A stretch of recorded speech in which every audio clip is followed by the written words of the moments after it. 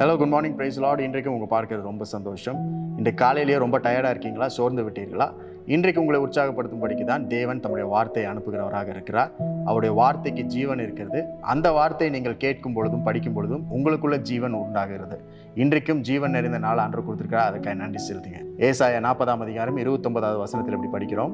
சோர்ந்து போகிறவனுக்கு அவர் பலன் கொடுத்து சத்துவம் இல்லாதவனுக்கு சத்துவத்தை பெருக பண்ணுகிறார். இன்றைக்கு நீங்கள் ஒரு வேளை டயர்டாகி ரொம்ப சோர்ந்து போய் உட்காந்துட்டு இருக்கலாம். வாழ்க்கையை நினைச்சு, உங்கள் காரியங்களை நினைச்சு, உங்களுடைய சூழ்நிலைகள் நினைச்சு ரொம்ப சோர்ந்து போய் பலன் இல்லாமல் இருக்கலாம். ஆனால் அது ஒரு பெரிய பிரச்சனையே கிடையாது. பைபிளில் நீங்கள் பார்க்கும்போது நிறைய பேர் சோர்ந்து போயிருக்கிறாங்க, டயர்டாக இருக்கிறாங்க. அதில் ஒரு சிலர் உங்களுக்கு நான் இன்னைக்கு சொல்லுகிறேன். எலியா என்ற தேவ மனுஷன் சோர்ந்து போயிட்டான், டயர்ட் ஆயிட்டான். வானத்திலிருந்து அக்கினியே இறக்குனா இப்போ அவனுக்கு நடப்பதற்கு கூட பலன் இல்லாமல் சோர்ந்து போய் உட்காந்துட்டான். யோபுவும் சோர்ந்து போயிட்டான். யோபுக்கு இருந்த எல்லாவற்றையும் அவன் இழந்து போனான்.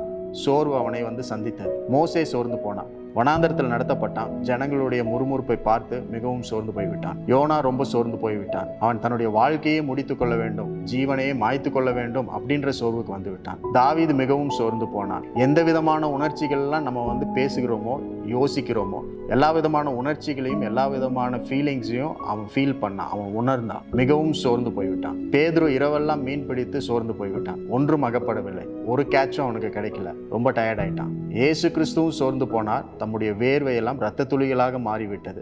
அந்த அளவுக்கு அவர் எக்ஸாஸ்ட் ஆயிட்டார். ஸோ இதை குறித்து தியானம் பண்ணிட்டு இருக்கும் பொழுது ஆண்டவர் சொன்ன ஒரே காரியம் இதுதான். சோர்வு என்பது இயல்பாக எல்லோருக்கும் வரும். ஆனால் ஒரு காயின்ல 2 சைடு இருக்கிற மாதிரி சோர்வுக்கு அடுத்தது இன்னொரு காரியம் இருக்கிறது. அது தேவனுடைய பலன். தேவனுடைய பலன் உங்களை நிறைக்கும் பொழுது அது சாதாரண பலனாக முன்னிருந்த பலனை போல் இருக்காது. அது அதிகரிக்கும் பலனாக இருக்கும். சத்துவம் இல்லாதவனுக்கு சத்துவத்தை தேவன் தந்து அதை பெருக பண்ணுகிறார் அப்படின்னு இந்த வசனத்தில் இருக்கு. அப்படின்னா மல்டிப்ளை பண்ணி தருகிறார். எலியாவுக்கு முன்னாடி இருந்த பலனை பார்க்கலாம், அதற்கப்புறம் கிடைத்த பலன் ரதத்திற்கு முன்பதாக வேகமாக ஓடுவதற்கு அவனுக்கு உதவி செய்தது. அதே போலதான் ஒவ்வொருவருக்கும் கிடைத்த பலன் எல்லாம் பெருக பண்ணினார் தேவன்.